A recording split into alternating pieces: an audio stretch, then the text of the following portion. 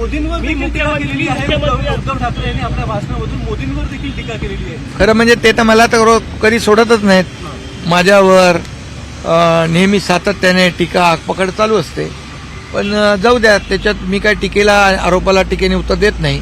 कामातून उत्तर दिलं म्हणून जनतेने मला या ठिकाणी मुख्यमंत्री झालो आणि 2.5 वर्षात विधानसभेच्या निवडणुकीमध्ये लँडस्लाईड मॅन्डेट पण दिलं. पण ज्या मराठीला अभिजात भाषेचा दर्जा आम्ही दिला आणि मोदी साहेबांनी त्याला तात्काळ होकार दिला, मान्यता दिली, त्या मोदी साहेबांना देखील त्यांनी आज सोडलं नाही. हे दुर्दैव आहे. त्यामुळे त्यांची जी काही वृत्ती आहे, जो काही द्वेष आहे, जी काही पोटदुखी आहे आणि सत्तेसाठी जी काही लाचारी आणि लालसा आहे ती दिसून आली. सर, मोदींवर देखील टीका केलेली आहे.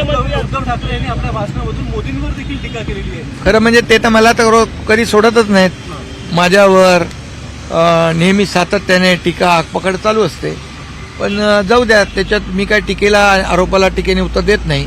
कामातून उत्तर दिलं म्हणून जनतेने मला या ठिकाणी मुख्यमंत्री झालो आणि 2.5 वर्षात विधानसभेच्या निवडणुकीमध्ये लँडस्लाईड मॅन्डेट पण दिलं. पण ज्या मराठीला अभिजात भाषेचा दर्जा आम्ही दिला आणि मोदी साहेबांनी त्याला तात्काळ होकार दिला, मान्यता दिली, त्या मोदी साहेबांना देखील त्यांनी आज सोडलं नाही. हे दुर्दैव आहे. त्यामुळे त्यांची जी काही वृत्ती आहे, जो काही द्वेष आहे, जी काही पोटदुखी आहे आणि सत्तेसाठी जी काही लाचारी आणि लालसा आहे ती दिसून आली. सर,